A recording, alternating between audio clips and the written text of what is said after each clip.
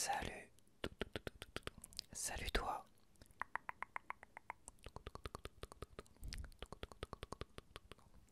Donc nous voici pour une nouvelle vidéo. Alors, cette fois-ci, je vais faire un petit réglage Tascam. Pourquoi Ça fait déjà quand même quelques fois on me demande des conseils ou des réglages.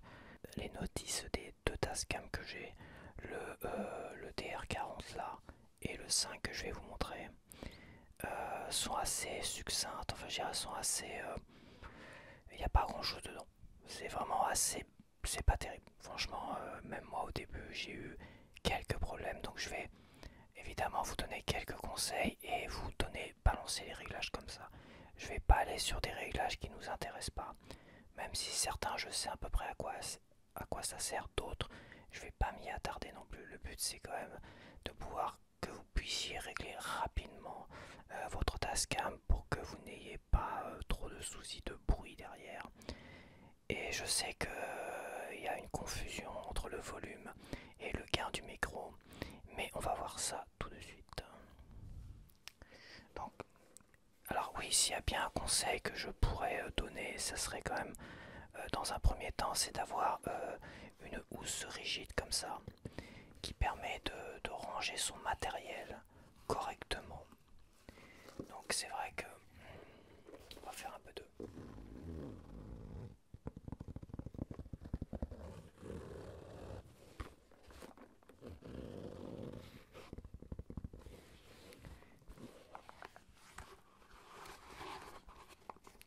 Une housse rigide comme ça permet de protéger son matériel. Alors je dis ça parce que moi mon Tascam DR5, et je l'ai eu pendant, ça fait déjà un an que je l'ai quand même déjà. Et quand j'ai acheté le 40 en début d'année, j'ai acheté une housse rigide pour mes deux Tascam. Parce que pendant un an, mon DR5, même si j'étais très soigneux, même quand je le mettais dans mon tiroir avec sa petite bonnette fluffy, la même que celle-là, j'avais tendance à le cogner un petit peu, ici ou là, tu vois. Et bon, voilà, je pense que le mieux, ça reste comme d'acheter une housse rigide comme ça si tu veux garder ton matos le plus longtemps possible. Pour le Blue Yeti, il n'y a pas de housse rigide et il est sur un bras. Mais c'est vrai que pour les Tascam qui sont des outils, plutôt un micro, des outils d'ASMR, mais ce sont des micros, comment dire, nomades. Tu te trimbales un peu partout avec ça. Vaut mieux avoir cela. Donc ça reste une grosse pochette. Pour le 40, c'est normal. Mais, alors c'est rien d'officiel, mais tu trouves ça facilement sur Amazon. Je les ai achetés 15 à 16 euros la boîte. Et le DR7 aussi a une boîte, et le 5 a une toute petite boîte comme ça, tu vois, toute mimi. En plus, le 5 a été vendu avec ça. Je sais plus comment on appelle ça, ça permet de le mettre sur une boucle de jean là, tu vois, ou ta ceinture de jean. Je me rappelle plus comment ça s'appelle ça. J'avais un pote qui avait ça pour ses clés en général. Et il se trimballait toujours avec, accroché à son jean, son trousseau de clés et tout. Et un jour, il l'avait perdu à la plage, ça a été tout un cirque, quoi. Donc, comme quoi, c'est pas garanti de ne pas perdre les clés ou les affaires. Donc, je suis depuis ce jour-là où mon pote avait perdu son trousseau de clés à cause de ça. J'ai pas du tout confiance en ça en fait. Mais bon, c'est vendu avec, je l'ai laissé dessus. Ça n'a aucun intérêt pour ma part. Donc là, c'est le DR5 qui est rangé avec sa bonnette officielle. Donc c'est la bonnette Tascam officielle. Je connais plus le nom. J'ai préféré acheter quelque chose d'officiel. C'était, c'est un peu plus cher, mais bon. Par contre, ça perd comme un peu de poils.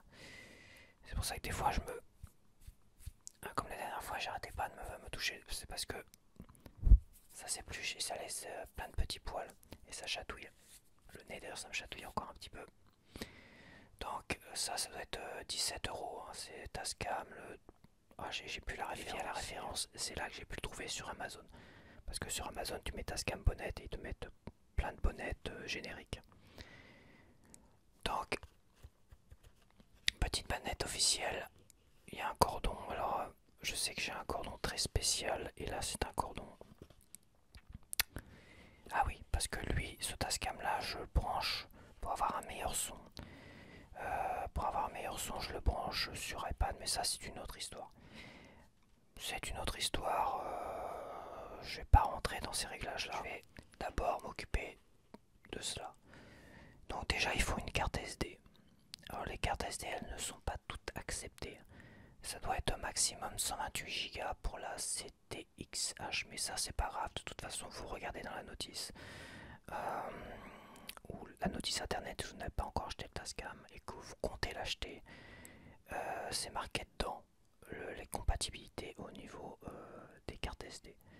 C'est ce que j'avais fait moi la première fois. J'ai eu une question comme ça où une personne me disait que sa carte ne fonctionnait pas. Bah, sa carte était de 256 Go, elle était trop grosse, elle ne fonctionnait pas. Donc, voici le petit Tascam.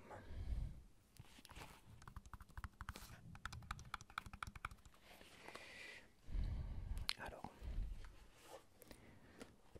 donc le but c'est quand même de pouvoir l'utiliser rapidement sans trop se prendre la tête et éviter après de bidouiller.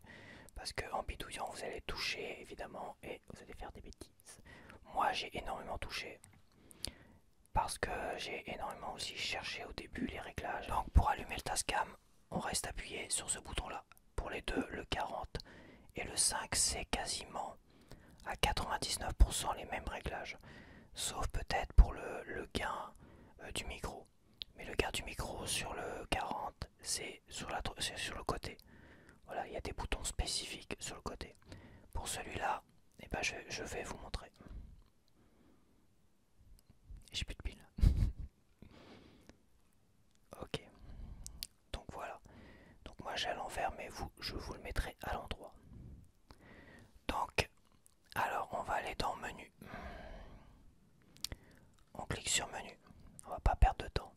Réglage, enregistrement, la date et tout ça, je vous conseille quand même de mettre la date exacte. Et je sais que celui-là il se réinitialise à chaque fois que j'enlève les piles pour les charger.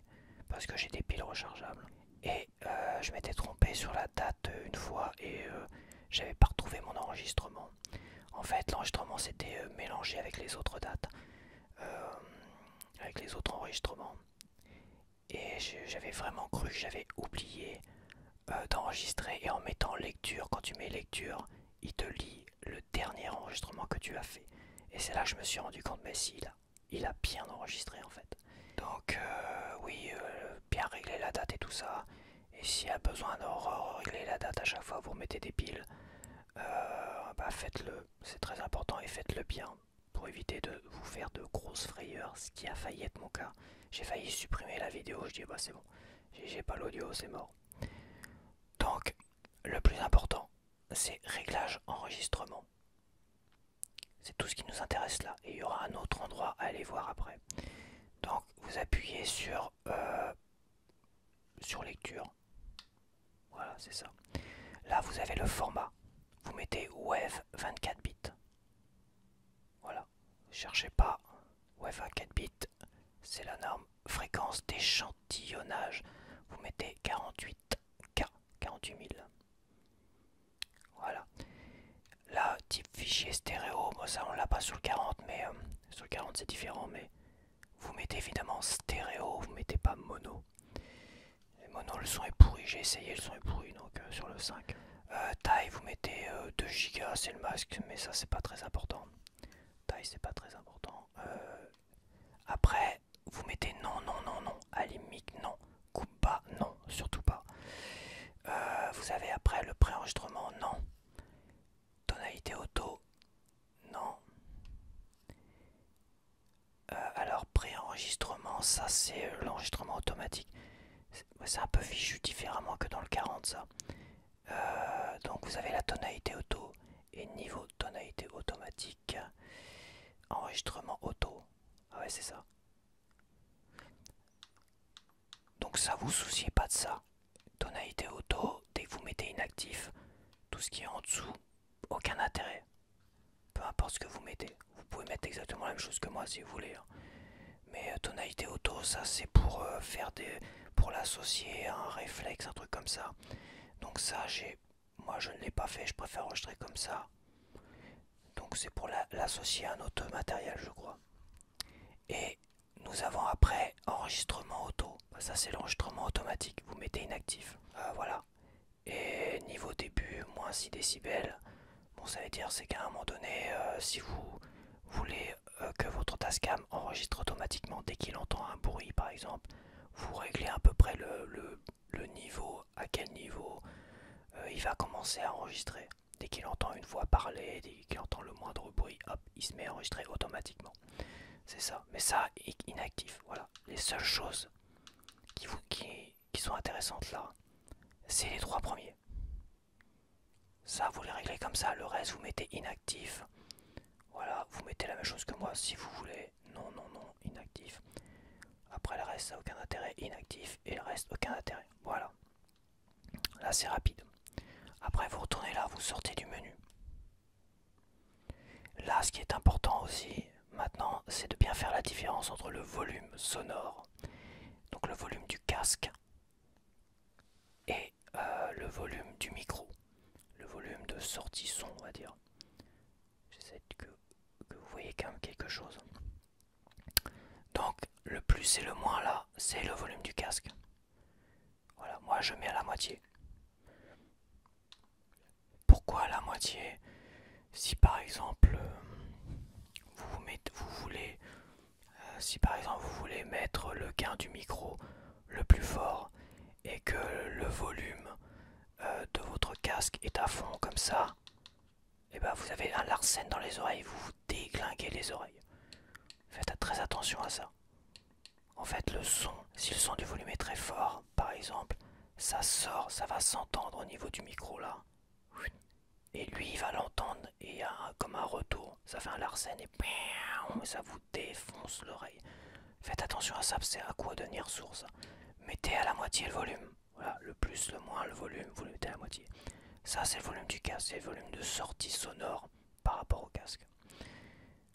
Maintenant, c'est le volume du micro qui nous intéresse. Parce que beaucoup ont confondu, et moi aussi. Pour aller sur le volume du micro, sur le Tascam 5, il n'y a pas 30 000 solutions. Vous appuyez une première fois sur Record. Vous avez le petit rec qui clignote. Donc là, logiquement, vous entendez dans votre casque l'audio. Quand vous parlez, vous entendez le truc, enfin, vous entendez votre voix. Voilà, c'est à partir du moment où vous entendez. En appuyant une deuxième fois sur Rec, vous enregistrez. Et vous pouvez bloquer Hold votre enregistrement ici pour éviter de faire des mauvaises manips. Donc, vaut mieux le faire quand vous vous baladez, ça évite d'avoir l'impression d'enregistrer, puis finalement vous avez malencontreusement appuyé sur Stop. Voilà. Bon, pour l'instant, vous appuyez qu'une fois sur Rec, ça clignote. C'est-à-dire que ça n'enregistre pas, mais vous entendez le son. Et là, c'est ces deux flèches là qui vont vous permettre de régler le niveau de gain de votre micro. Et là, vous allez voir niveau. Il met quoi lui? Niveau entrée. Niveau entrée, voilà. Il met pas la même chose, je crois, sur mon. Donc, ça, c'est le gain du micro. Moi, je mets à 57. Voilà. J'ai testé un peu tout sur les. Et 57, c'est bien. Donc, ça va jusqu'à 100 je crois, donc c'est un peu au-dessus de la moitié. Donc 57 ça permet par exemple de pas trop se concentrer sur les sons extérieurs, ça enregistre vraiment votre zone là tranquillement. Et je trouve que ça permet vraiment de virer un peu tout le souffle qu'il y a derrière, même sur le 40 qui est beaucoup plus sensible à cela. Enfin, d'après moi ce que j'avais lu était plus sensible à cela, mais j'ai pas. Moi je trouve que j'ai exactement les deux mêmes réglages sur mes deux Tascam et j'ai les deux mêmes résultats positifs, donc moi je le mets à 57, vous pouvez le mettre à 50, à 60 si vous voulez, vous pouvez tester. Voilà, faites attention quand même que le volume de votre casque soit au milieu et pas à fond, pour éviter évidemment de vous flinguer les oreilles. Après donc voilà, donc c'est ces deux flèches là, avec le rec d'enclencher une fois.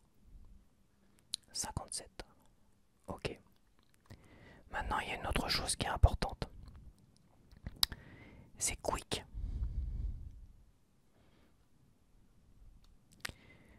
Voilà, réglage niveau. Vous allez sur réglage niveau. Vous vérifiez que vous êtes bien en manuel. Et pas en automatique. Pourquoi? Parce que l'automatique, par rapport au coup bas, l'automatique il va faire en sorte, par rapport à la crête au coup bas par exemple, la crête c'est le pic sonore. Donc c'est le pic des montagnes, le pic des arbres, mais c'est aussi le pic sonore. C'est-à-dire, si à un moment donné il y a beaucoup de vent à l'extérieur, automatiquement il va baisser le gain de votre micro. Voilà. A contrario, si vous chuchotez, si vous chuchotez là, tout ça, il va estimer que le gain du micro est pas assez fort. Parce que lui, il entend plus ou moins une voix, mais elle est pas assez forte pour lui. Donc qu'est-ce qu'il va faire? Automatiquement, il va monter le gain au maximum. Au début, j'avais bidouillé et j'avais mis automatique.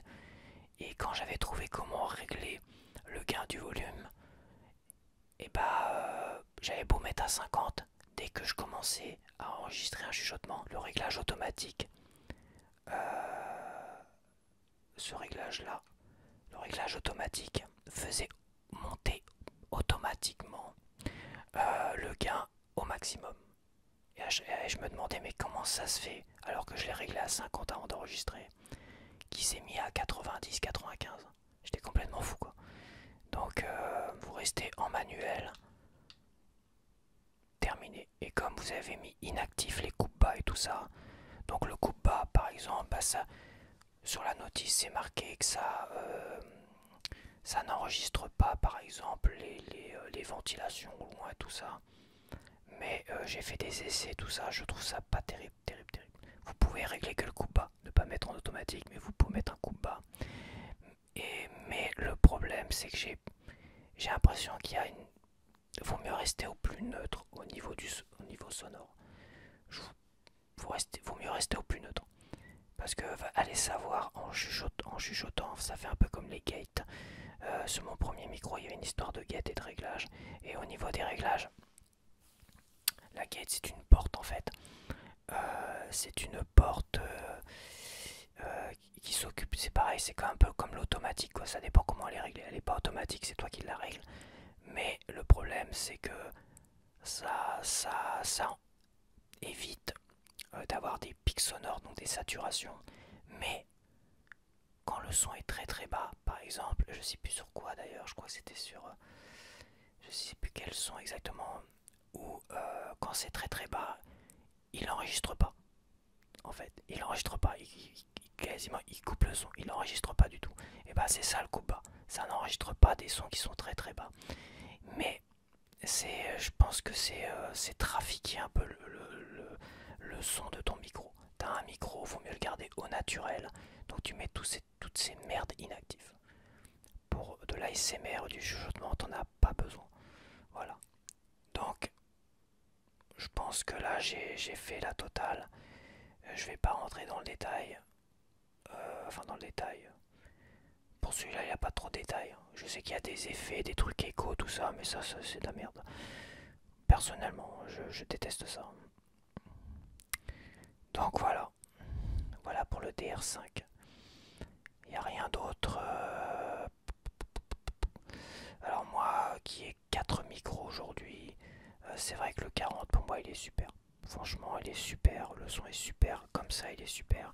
Celui-là, pour vraiment avoir un son encore meilleur, je le branche sur GarageBand, sur iPad. Donc je le branche à mon iPad. Donc une fois qu'il est branché, logiquement il te pose la question, est-ce que tu veux mettre un stockage USB? Donc stockage USB c'est quand tu es sur ordinateur pour récupérer les fichiers. Donc oui, c'est soit stockage USB ou l'autre ça doit être alimentation micro, je sais plus quoi. Donc si tu le mets en interface audio, c'est ça. Si tu mets en interface audio, clac, si ça enregistre, mais ça n'enregistre plus sur la carte SD. Ça enregistre sur ton logiciel GarageBand par exemple. Ou c'est l'iPad qui enregistre au niveau de la vidéo. Enfin, l'iPad enregistre au niveau de photos. Moi, ça doit être photo qui enregistre, je crois. Peu importe. C'est l'iPad qui enregistre, il enregistre le son, mais j'enregistre aussi au niveau de GarageBand. Et avec un petit réglage, le même réglage du Blue Yeti, un peu plus bas quand même. Ce qui me permet d'avoir un son bien meilleur que tout seul comme ça. Alors après, je me demande si c'est pas la carte SD, parce que là, c'est une carte SD, micro SD d'ailleurs. Ça, c'est micro SD, faites attention aussi. Hein. Ça, c'est micro SD, ça, c'est SD. Donc, faites attention de bien acheter une carte micro SD pour celui-là. Mais, comment dire, c'est une carte Amazon, ça, c'est une carte SanDisk, je crois. Donc, bon, après, voilà, vérifiez bien les compatibilités carte SD. Micro SD pour celui-là, très important. Et je déconseillerais quand même Amazon. Allez plutôt sur du SanDisk, quelque chose d'assez costaud. Au moins pour les cartes SD, SanDisk, c'est pas mal du tout. Parce que je dis ça sur des appareils réflexes depuis une dizaine d'années, c'est vraiment plutôt pas mal. Ça tient la route. Et je me demande si ça améliore pas, si le son n'est pas meilleur sur. Peut-être pas. Je peux pas essayer celui-là sur celui-là parce que ça c'est une carte SD pleine. Et ça c'est une micro. Mais à voir. De toute façon. À voir, à voir, à voir. Donc voilà, j'ai fait le tour en une vingtaine de minutes. Donc, plus qu'à mettre sur stop et pour éteindre. Voilà. Terminé. Pour le 40, il y a aussi. Donc le 40, il est fait comme effet. Le 40 par exemple, il y a deux.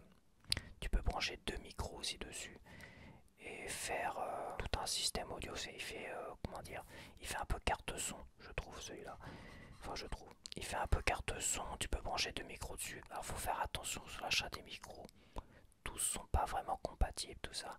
Mais comme je suis pas rentré dans ce système-là encore, je vais pas m'étendre là-dessus. Et puis je dois bien vous avouer que celui-là tout seul, c'est pour moi mon micro préféré.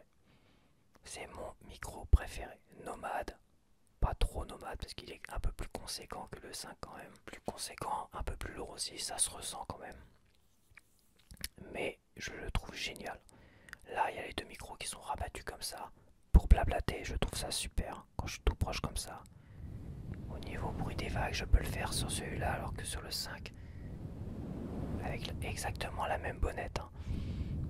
C'est pas terrible. D'ailleurs, je vous donne, si vous voulez vraiment voir la différence là-dessus, sur certains points en tout cas, je vous conseille d'aller voir ma vidéo où il y avait mes deux Tascam. Je vous explique tout dans cette vidéo-là. Et ça vous permet comme de faire, de voir un peu la différence. Certains avaient l'air d'apprécier au niveau des commentaires le 5. Mais personnellement, le 40 me plaît beaucoup mieux. Après pour les touc, celui-là il est beaucoup trop sensible. Donc je peux pas l'utiliser sans bonnette. Sans bonnette, c'est impossible. Donc soit avec une bonnette, soit avec ça, un filtre anti-pop. Voilà, ma première vidéo que j'ai faite avec lui, je l'ai fait avec le filtre anti-pop. Et ça fait très bien, en fait. Donc quand je veux faire une vidéo en stéréo, enfin la prochaine fois que je ferai une vidéo en stéréo avec des triggers, je prendrai ça, le filtre anti-pop. Ce sera plus pratique. Parce que le problème aussi, un problème sur celui-là, il faut faire très bien attention, c'est quand les deux petits micros là, les deux petits condensateurs au micro, ils sont amovibles. Le problème c'est qu'ils sont trop souples. Voilà, ils sont trop souples. Ce qui veut dire c'est quand tu mets la bonnette, ils ont tendance à bouger comme ça. Donc attention à cela. Moi je sais qu'à un moment donné je les prenais comme ça dans la bonnette et je les ramenais comme ça bien comme il faut après avoir mis la bonnette. Mais ça a tendance à bouger quand même, donc voilà, en stéréo je préfère utiliser un filtre anti-pop comme ça. Hop, je le mets sur mon bras et comme ça ici. Enfin, de l'autre côté. Voilà. Comme ça, je peux parler. C'est moi qui frotte. comme ça, et là, ça ne pop pas. Pop pas. Et si je fais ça, ça pop. Donc là, un petit filtre anti-pop, c'est très très bien aussi. Bon, j'ai un hélicoptère qui passe au-dessus de chez moi là.